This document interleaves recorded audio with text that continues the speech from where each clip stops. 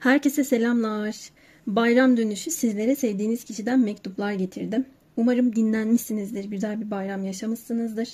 Ben de elimden geldiğince dinlenmeye çalıştım. Bir haftadır seanslarım kapalıydı. Açar açmaz bir yığılma oldu. Bazı arkadaşları alamadım. Ama tekrar açtığımda açmayı planlıyorum. Yorum yapamadığım, sırada bekleyen arkadaşlarıma şans vereceğim. Bu arada kişisel yorumlar için eskiden mail hesabımı kullanıyordum ama artık kullanmıyorum arkadaşlar. Bana mail atarsanız sizi ya Instagram'a yönlendireceğim ya da cevap veremeyeceğim. Bilginiz olsun. Çünkü Instagram hesabımda 100 adet hazır paket açılımım bulunmakta. Ben o paket açılımlarla beraber yorum yapıyorum. Onları yorum olarak benden talep ediyorsunuz. O şekilde belirliyorum. Sistemimi bu şekilde oturttum. Eğer isterseniz ben Instagram kullanmıyorum, hesabım yok diyorsanız sahte bir hesap açabilirsiniz. Sistemim bu şekilde arkadaşlar. Herkesin sosyal medya kullanımına yönelik bir sistem oluşturamayacağıma göre yorumcunuz sistemine uymak zorundasınız. Kişisel açılım istiyorsanız eğer. Bayram dönüşü sizlere 2 tane mektup getirdim sevdiğiniz kişiden. Bu Temmuz ayında başka mektup açılımı gelmeyecek. Temmuz ayından mektuplarınızı da yapamayacağım çünkü geç kaldım. Sadece bunlar olacak. Gözünüze ilk çarpan sizin için doğrudur. Daha fazla uzatmadan başlayayım. Maviden başlayacağız. Ben yine iletişim adresini ve videoların dakikasını videonun altına sabitleyeceğim. Yorumun desek de olur. Şimdi kişisel açılımlardan çıkıyorum. Orada başka bir şey söylüyorum. YouTube bambaşka bir platform. Bazen kelimelerde karışıklıklar olabiliyor. Rune taşlarını okurken de kartlar diyorum, sonra aman diyorum. Dosing yaparken açılımınızda şunu gördüm diyorum. Halbuki o bir şifa çalışması. Ağız alışkanlığı. Evet, haydi maviden başlayalım. Bunu şimdi kenara alalım. Bugün bu kişileri bol bol konuşturmayı planlıyorum. Evet. Onların hayatında neler olup bitiyor? Nasıl bir enerjileri var? Nelerle meşguller? Bunlara bakacağız önce.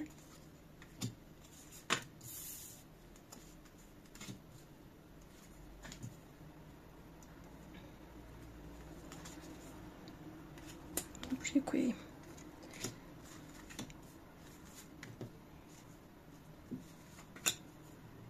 Bu kısım düşünceleri, duyguları.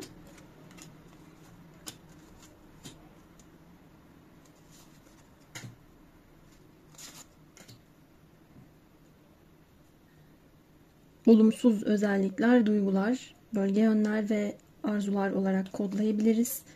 Size adım atacaklar mı? Bunlara bakacağız ve bir sürü konuşturma cümlemiz var. Bunları da bu şekilde koyalım. Yalnız ben şu şekil bir düzenleme yapmak istiyorum. Genel enerji kısmı o tarafa fazla yayılım gösterdi. Şurayı alalım. Kolumda sünmesin. Evet, bakalım.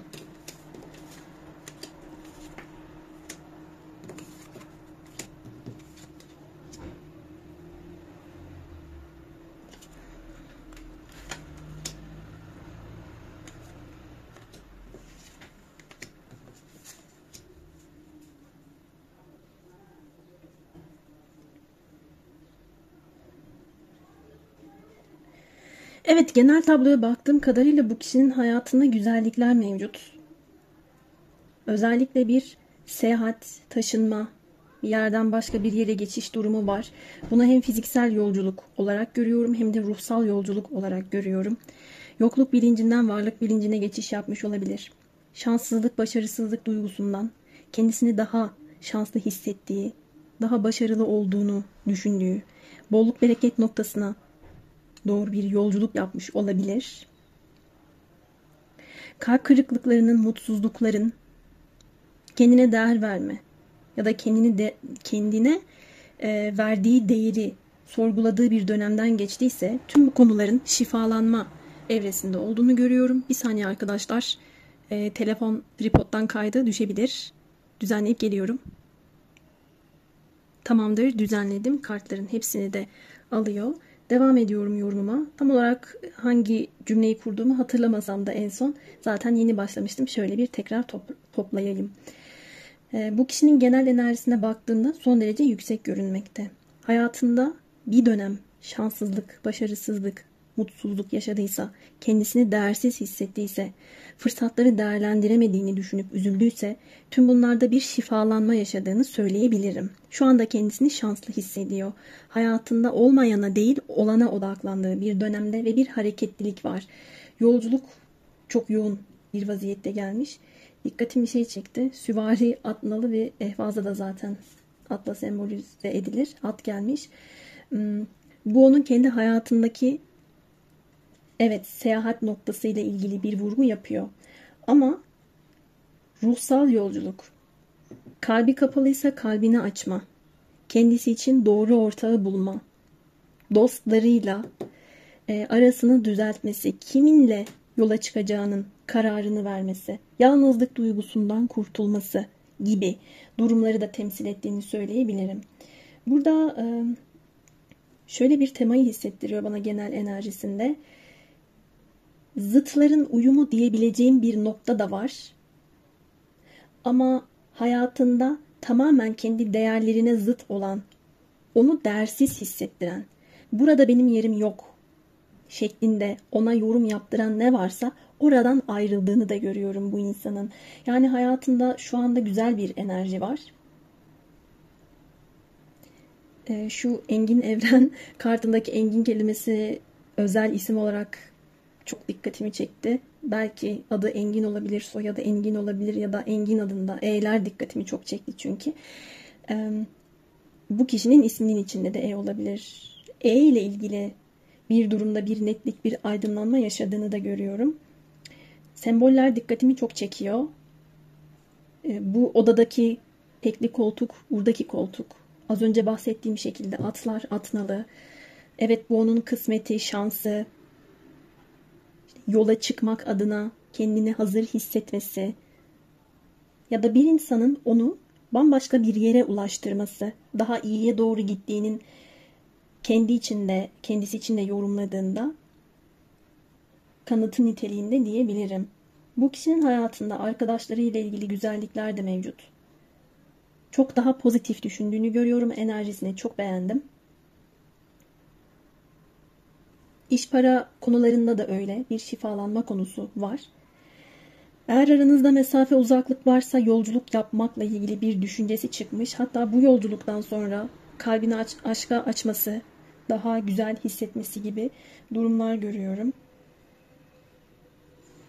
1, 11, 10 ve 40. Burada numerolojik olarak tekrar 10. Numerolojik olarak baktığımda bu kişinin hayatında yeni başlangıçlar, olumsuz döngünün bitmesi, o anlamda bir tamamlanma yaşanması, artık hayatına güneşin doğması, içini ısıtan gelişmelerin yaşanması gibi konular var. Bu kişi ilahi olarak da destekleniyor. Yeni başlangıçlara hazır ve kalp ve dilek kapısının açık olduğunu da görüyorum.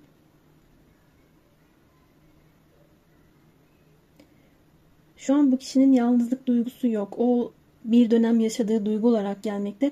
Şu an bitmiş.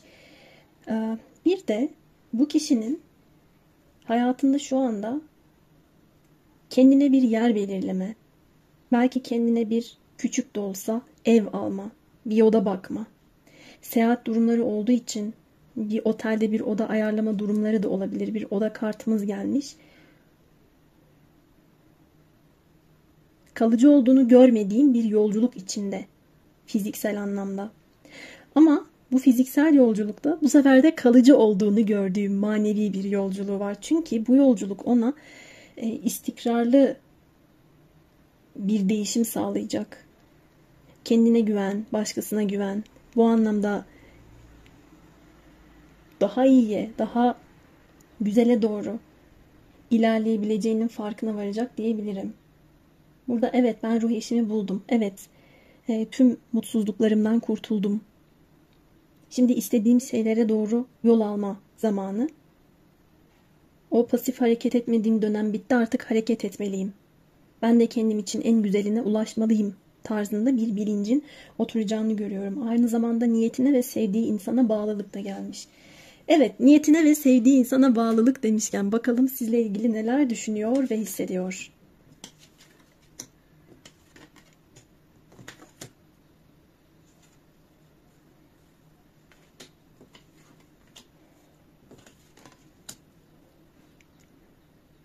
Bu kişi sizi çok cazibeli buluyor. Cazibenize fazlasıyla çekildiğini görüyorum. İki yönlü bir durum hissettim. O sustuğu zaman siz konuşuyorsunuz. Siz sustuğunuz zaman o sizinle iletişim kurmak istiyor. İhtiyaçlarınızı yeterince karşılayamadığını veya kendi ihtiyaçlarının karşılanmadığını düşünüyor bu kişi. İkiniz arasında bir cebelleşme hali yaşanmış olabilir. İletişim kurarsam eğer bu hale geçeceğim şeklinde de düşünüyor olabilir. İkili bir durum çıktığı için iki yönlü yorumlayacağım. Siz eğer bu kişiye duygularınızı hiç söylemediyseniz, uzun zamandır iletişim kurmadıysanız, neler istiyorsunuz, neler bekliyorsunuz? Veya kendi haklılığınız, bunları da dile getirmemiş olabilirsiniz. Onunla yapmak, yaşamak istediğiniz durumlar, şeyler, bunları konuşmadıysanız, bu kişi size uzaktan bakmakla yetiniyor. Ama biliyor ki onun için doğru kişisiniz. Bir diğer yandan da aynı şeyi kendisi de yapıyor olabilir. Size gizliden gizliye duygular beslediğini görüyorum. Onun hayatına sunulmuş çok büyük bir fırsat ve kısmet olduğunuzu düşünüyor. Kendi iç dünyasında duygusal bir savaş veriyor. Daha iyiye gitmek için, daha iyiye ulaşmak için, mevcut durumunuzu iyileştirmek adına, yenilenmek, tazelenmek adına bunu yaptığını görüyorum. Ancak bunu yansıtmayabilir. Burada bir gösterilen var, bir de arka planda yaşanan durumlar var. Arzu ve tutku noktasına baktığımda ise birbirinize sırtınızı dönmüşsünüz olarak görünmekte. Ben burada doğrudan bir küslük ya da tamamen bir şeyleri kesip atma, bitirme olarak algılamıyorum ama birbirinizin ihtiyaçlarını ve beklentilerini tam olarak karşılayamadığınız için bir kırılma noktası görüyorum. Konuşsam ne olacak ki? O benimle zaten konuşmayacak veya zaten kavga edeceğiz. O eylemsiz kalıyorsa demek ki beni istemiyor gibi bir enerji alıyor sizden. Siz de ondan bu şekilde alıyorsunuz. Ben burada bir duygu görüyorum. Fakat konuşulmamış şeyler ya da yanlış iletişim kurarım korkusuyla kişinin kendisini susturduğunu da görüyorum. Ancak niyete baktığımda sizinle bir şeyler paylaşma isteği yoğun bir kişi görmekteyim. Dengeyi bulmaya çalışıyor. Güçlü bir kişisiniz ona göre. Kendi sevginizi ve hakkınızı koruduğunuzu, haklılık noktasında belki bazen direttiğinizi, sınırlarınızı çektiğinizi düşünüyor. Bunun uğruna da mücadele vermek istediğini görsem de burada ben bir tepkiden korku alıyorum. Burada aşık bir kişi var.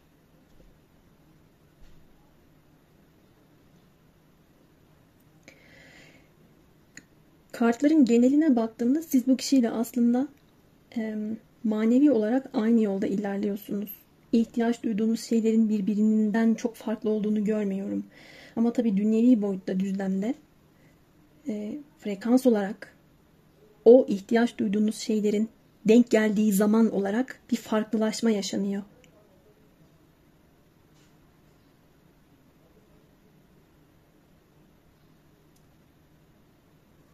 Burada E harfi çok yoğun dikkatimi çekiyor.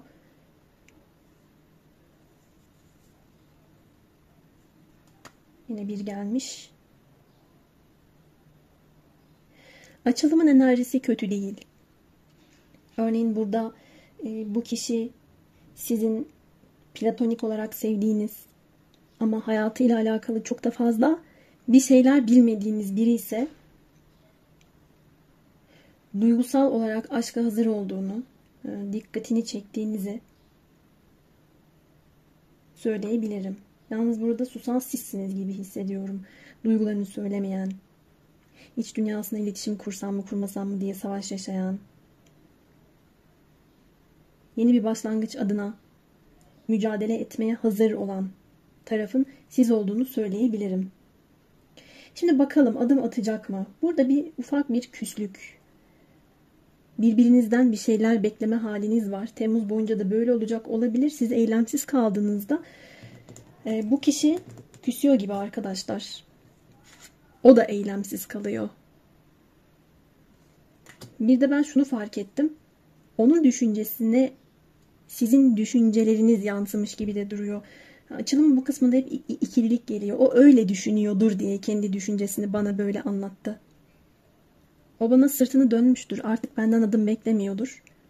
Ben ona adım atacağım aslında da. Sınır çekti bana tarzında bir düşünceye sahip. Kıymet verdiğini görüyorum size. Şimdi bakalım adım atacak mı?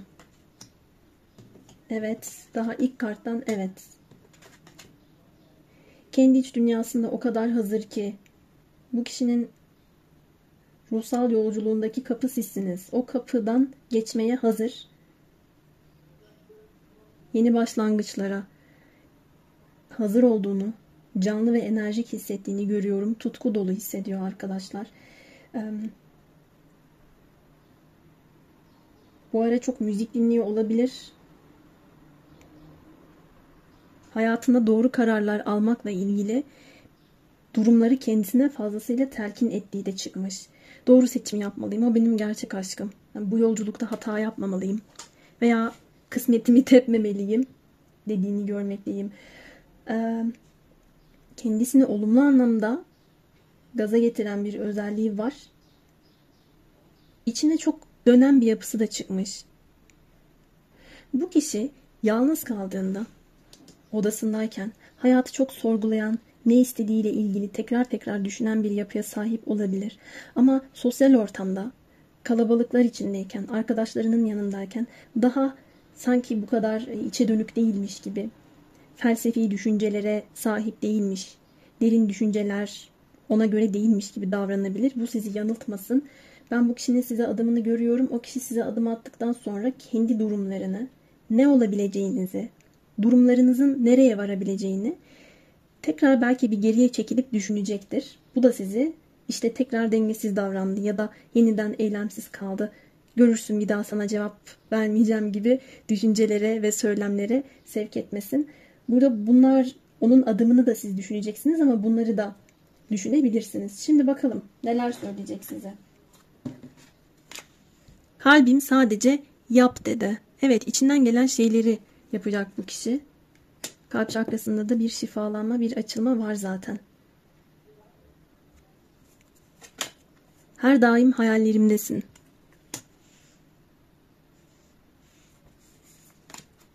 Seni çok özlüyorum.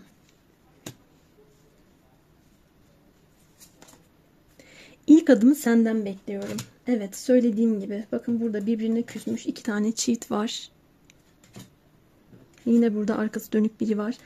Eğer adım atmıyorsanız, iletişim konusunda suskunsanız bu kişi ilk adımı sizden bekliyor. Bir yeşil ışık gördüğü zaman adım atacak zaten. Bir özlem duygusu da çok yoğun tabii. Şimdi eğer sevdiğiniz kişi bir dişil ise size ne söylermiş bakalım. Yansıma. Ben senim, sen bensin. Biz birbirimizin aynasıyız diyor. Yorum yaparken ikili durumlardan bahsetmiştim. Fazla zaten burada öyle resmedilmemiş de sembolik olarak birbirine bakan iki tane at gibidir. Burada arkadaşlar ruh eşleri, ikiz alevleri yorumlamış olabilirim de.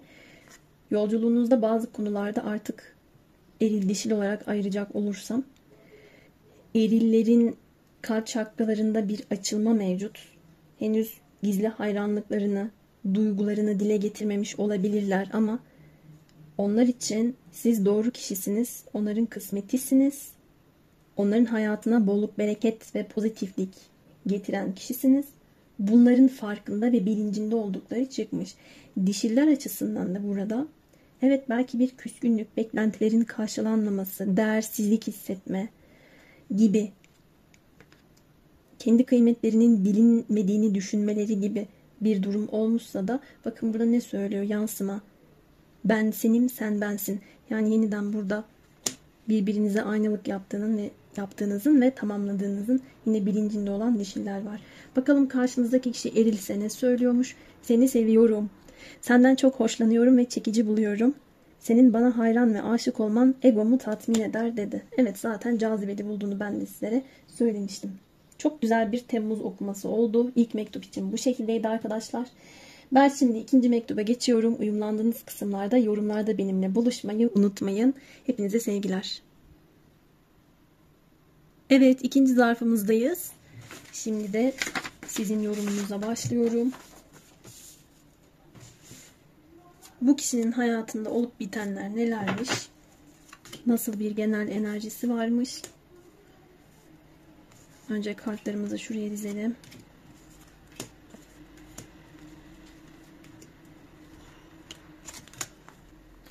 Buraya bu desteden 2 tane kart düşmüştü. İkisini de aldım. Sizle ilgili düşünce duygusu, gözlerlikleri, tutkuları. Şöyle koyacaktım. Ama görünmüyor. O zaman ben de şöyle koyarım. Bugün kameramı bir ayarlayamadım.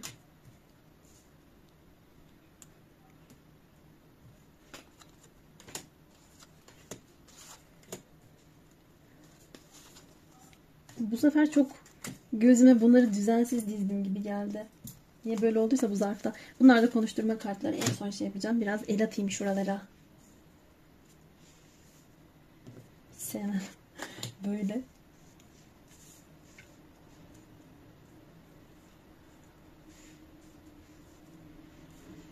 Yok, ben bu bu mor zarfı nedense düzenleyemedim. Bırak dağınık kalsın gibi.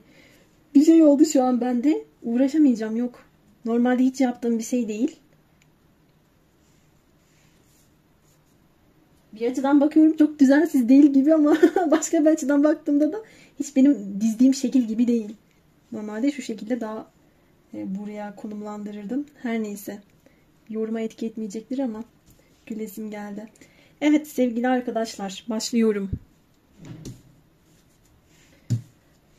Derimse de son bir kez daha el atayım şöyle. Daha rahat görün. Şimdi genel enerjisinden başlayalım. Hayatında neler var bu kişinin? Özlemle açtık. Teklif etmek, aşk itirafı, söz nişan. Umarım sizedir. Derin hissetme.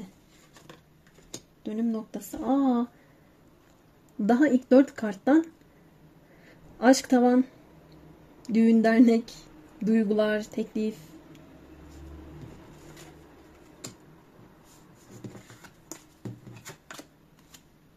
Ve yine bir aşk gelmiş. F harfimiz burada. Bu kişinin ya da sizin isminizin içinde F harfi olabilir. Ve yine bir kutlama kartı. Evet, bu kişinin kendi hayatında böyle bir durum elbette olabilir. Ya da eğlenceye, düğüne, kutlamaya katılma konusu da olabilir gündeminde. Maddi olarak çok rahat bir dönemden geçtiğini söyleyebilirim. Maddi istikrar var hayatında. Bu insanın çabalarının karşılığını aldığını görüyorum. Hayatında ektiğini biçtiği bir dönemde samimi emek verdiği her konunun şu anda ekmeğini yiyor olarak da görmekteyim. 17'ye 17 gelmiş. Ruhsal olarak da şu an çok olayların özüne inen, bilge olan bir yana sahip. Yine bir 7 var. Bir dönem aşkla ilgili konularda umutsuz hissediyorsa artık bu onun boynunu büken, umutsuz hissettiği konuların çok çok daha dışına çıktığını görmekteyim ki hayatında bu kişinin bir değişim, bir yenilenme söz konusu. Çok daha farklı bir bakış açısıyla durumları ele alıyor olarak görmekteyim ve bu kişinin hayatında bir kadın dokunuşu ön planda. Özlediği kişiye kavuşmuş olma olasılığı, kavuşma arzusunun çok çok yüksek olduğunu görme durumu burada çıkmış. Kendi iç dünyasında da. Kalbinden akıp giden bir sevgi var ve o kadar çok şey sunmak istiyor ki özlediği, sevgi duyduğu kişiye. Yeni başlangıçlar için de kendisini hazır hissettiğini görüyorum. İlişkinin bambaşka bir aşamaya geçme noktasında da öyle elbette. Eros Kalbine oku atmış. Bu kişi aşık arkadaşlar. Evet, maddi olarak da bir takım mesajlar geldi gündeminde ama daha çok aşk hayatıyla ilgili bir mesaj sunuyor. Ayrıca hayatında anne olması, baba olması, bir bebek sahibi olma ya da olan bir kişinin kutlamasına katılma, bir mezuniyet töreni, bir düğün, başka kutlamalar gibi durumların içinde olduğunu da görüyorum. Sosyal anlamda bu kişi başarılı bir kişi.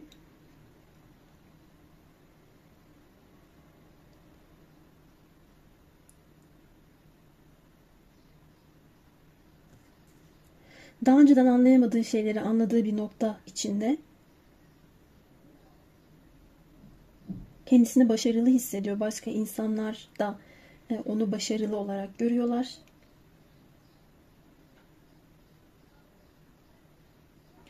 Burada yeşil renk kartlarda da dikkatimi çekti. Ağırlıklı olarak görünmekte.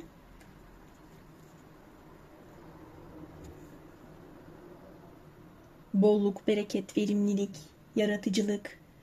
Bu insanın hayatında buna benzer bir tema çok yoğun. Onu besleyen bir kişi de var. Ben bunu sizsiniz diye hissediyorum bu kişiye arkadaşlar.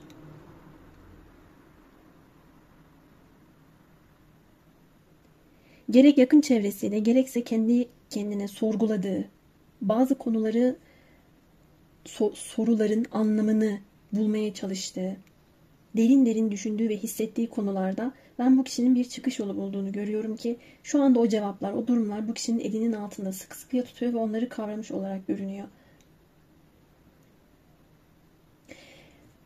Bu kişinin genel enerjisindeki şu kart, bu kişinin değil de sanki sizin enerjinizmiş gibi bir enerji geçti bana. Ama benim gözüm görmüyor. Ama öyle hissetmiyorum. Ama artık umudumu kaybettim. Bu kişi bana dönmez. Bu kişi bana adım atmaz. Ya da beni özlememiştir. Veya aşk adına bir şansım yok. Beklentimi, umudumu çoktan kaybettim gibi sorularınız varsa olmasın. Bu kişiyle mevcut durumunuzun an enerjisinde çok güzel olduğu çıkmış. Daha yolunuz var olarak da görüyorum. Bolluğun, bereketin artacağı bir dönemde olacağınızı da bu kişi zaten düşünüyor baktığımda.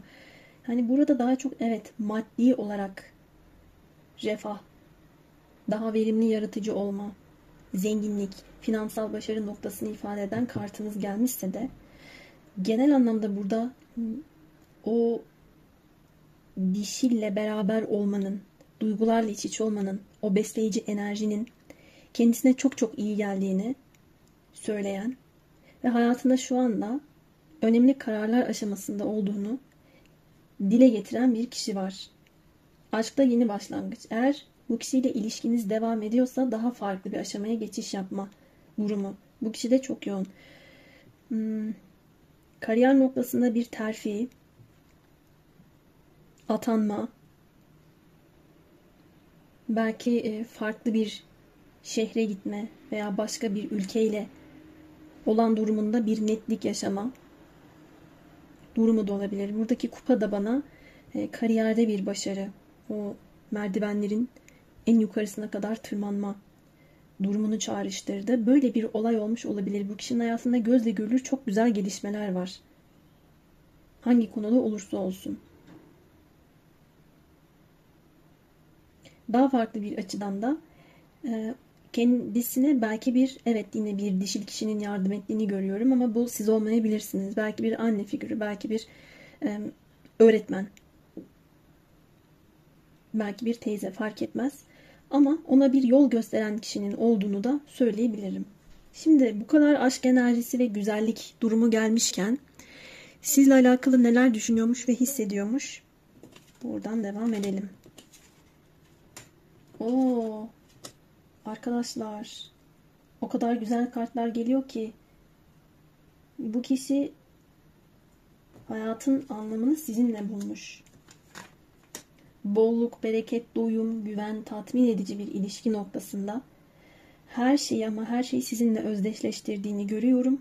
Mutlu bir yuva, güzel bir ilişki düşüncesi içinde. En son yüz yüze geldiğiniz, karşılaştığınız, buluştuğunuz anla ilgili konuları da düşünüyor. Ayrıca şu anda kafasında olup biten durumları sizinle yüz yüze gelip konuşmak, paylaşmak gibi bir düşüncesi de var. Bunun için acele ettiğini görmüyorum. Enteresan, duygu noktasında iki mevsimimiz geldi. Biri sonbahar, biri kış. Tam acele ettiğini görmüyorum dediğim noktada çıktı onlar. Belki önümüzdeki sonbahara ve kışa kadar sürebilir. Çünkü burada evet bunları hissettiğini, bunları planladığını görsem de aracele bir şey yapma durumunu görmüyorum. Öyle paldır küldür ilerleme niyetinde olan bir kişi değil. Öze inerek, sindirerek, yavaş yavaş hayatı ve sizi daha anlamlı bir şekilde yaşayarak, hatta bu anlamı da sorgulamış. Ben bu kişinin bir dönem, yakın zaman içerisinde değil ama bir dönem şuna benzer soruları sorduğunu görüyorum. Ben kiminle mutlu olabilirim? Hayat amacım ne? Nereye doğru gitmeliyim? Neyi anlamam gerekiyordu? Ya da nereye artık odaklanmam? Kişisel yaşamımda neyi değiştirmem gerekiyor? Hangi pencereden bakmam gerekiyor? İçimde bir şeylerin eksikliği var. Özlemini çektiğim durumlar var. Bunlar ne? Bunları bulduysa da bunları kiminle tamamlayabilirim? Buna benzer sorular sormuşa benziyor bu kişi. Tabii bunun meslek kısmı da var. Hangi meslekle mutlu olabilirim? Neyi yaparsam tatmin olurum? Kendimi başarılı hissederim. Kendimi geliştirdiğimi, gerçekleştirdiğimi düşünürüm. Buna benzer durumları sorguladığını görüyorum. Bu kişinin size olan duyguları çok yoğun. Zaten eşinizse ama aranızda şu anda pürüzler olarak bu videoyu izliyorsanız size tekrar dönmesi. Bazı konuları şifalandırma isteği çok yoğun. Çünkü size hala aşık. Sizi kendisine çok yakın hissediyor. Kendisini size çok yakın hissediyor. Pardon. Ama tam tersi de olabilir. Neden olmasın? Daha çok kendisini hissettiğini görmekteyim. En sonki konuşmalarınız onun için çok önemli. Burada hayaller de kuruyor olabilir. İşte onu çok özledim. Ona bir sarılsaydım, onu bir öpseydim diye. Ona benzer durumlarda olabilir. Tamamlanma arzusunun çok yoğun olduğunu görüyorum. Sizin için, mevcut durumunuz için mücadele edecek ama bu sonbahar ve kış mevsimine doğru gidebilir. Bu kartı açmayı unutmuşum. Aşk hayatınızı iyileştirin. Olumlu düşünmek ve inançlı olmak size romantizme getirecek diyor. Bu kişinin gölge özelliklerinde zevkine düşkünlük çıktı. Bazen bazı durumlarda kendi keyfine ve zevkine düşkün olma olasılığı yüksek olabilir. Bu aşk ilişkilerde gölge yön aşırıya kaçan durum olarak geldi. Bunu her daim göstermeyebilir. O potansiyel içinde olabilir arkadaşlar. Ruhsal sözleşmeniz ve anlaşmanız var. Bir çocuğunuz olabilir. Bakın burada tekrar aşk meleği gelmiş. Şu an. Elim ayağım titredi. Değişik, güzel bir şey oldu. İlk mavi mektupta da atlar, bir de at nalı vardı ortak obje açısından. O da çok dikkatimi çekti. Burada da aşk meleği dikkatimi çekti. Bu kişi sizin gerçek aşkınız. İlahi bir sözleşme var. Geçmişteki sıkıntılardan, mutsuzluklardan kurtuluyorsunuz. Bir yenilenme, bir arınma geliyor. Birbirinize bağlı olduğunuzu hissediyor zaten. Eğer aranızda bu söylediğim şeylerin hiçbiri yaşanmıyorsa farklı bir boyutta bu kişiyle ilişkiniz, beraberliğiniz ya başlayacak, başladıysa da devam edecek olarak görmekteyim.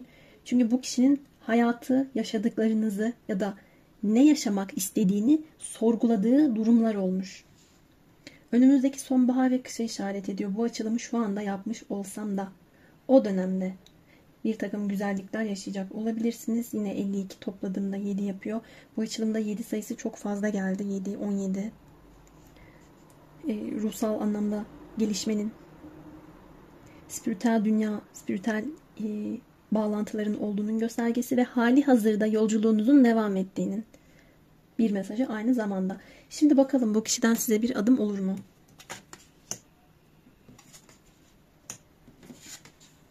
Söz konusu duygular olduğu zaman bazen kendisine el ayağı bağlanmış, güçsüz gibi hissediyor. Duygularının olgunlaşmaya ihtiyacı var. Hemen adım atacağını görmüyorum.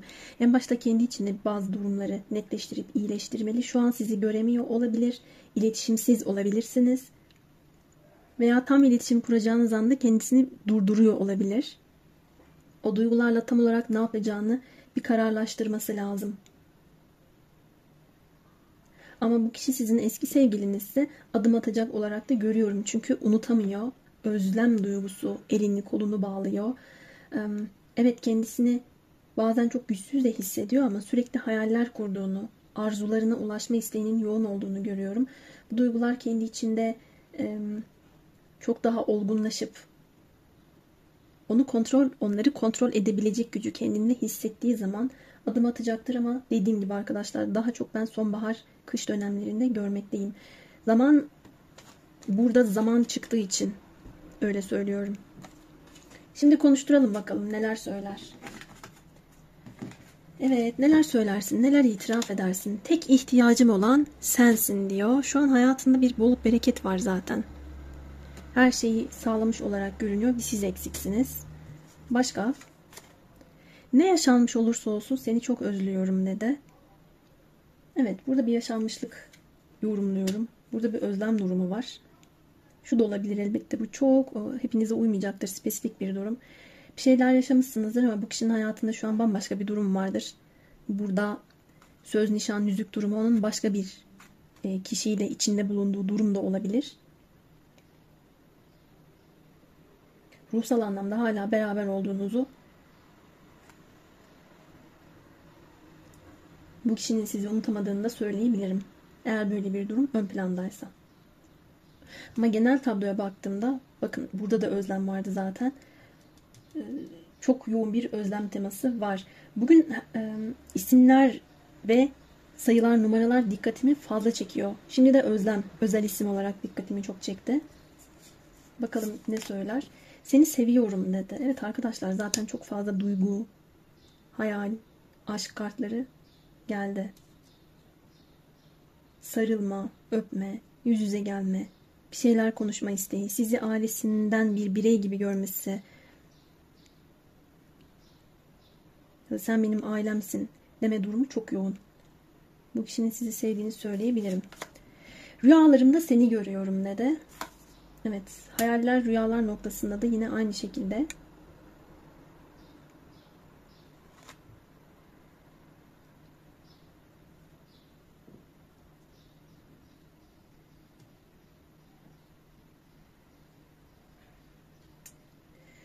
Bu son cümle beni biraz durdurdu. Rüyalarımda seni görüyorum. Bu da bir imkansız durum olduğu için değil. Burada kavuşacağını bilen ya da sizi göreceğini bilen bir kişinin bunu rüyalarla gerçek hayattan daha öne çekme durumu var gibi bana hissettirdi. Belki bu olay sonbahar ve kışta bu kişinin öngörüsüne göre olabilecek bir durum. Ama en azından şu yaz mevsiminde, içinde bulunduğumuz dönemde bu hayalini kurduğu, istediği anları rüyasında görüyor gibi bana hissettirdi kartlar. Böyle bir durum çıktı. Şimdi bu kişi bir dişilse size ne söyler bakalım. Yan yana, gökyüzünde sen, yeryüzünde sen, rüyalarda sen, her yerde sen dedi. Yan yana olduğunuz anları unutamıyor olabilir ya da yan yana geleceğiniz zamanı çok fazla düşünüyor olabilir. Gökyüzüne bakıyor, sizsiniz. Bakın yine rüya teması. Her yerde sizi görüyor. Sevgili eril arkadaşlarım, bu kişi. Peki bu kişi bir erilse size ne söyler? Beni bir tek sen anlıyorsun. Konuştuğumuzda sanki kendimle konuşuyormuş gibi hissediyorum. Eğer elimden tutarsan benim önümde hiçbir şey duramaz. Senin tarafından sevilmek özgüvenimi sağlamlaştırıyor. Beni sevmeyi bırakma dedi.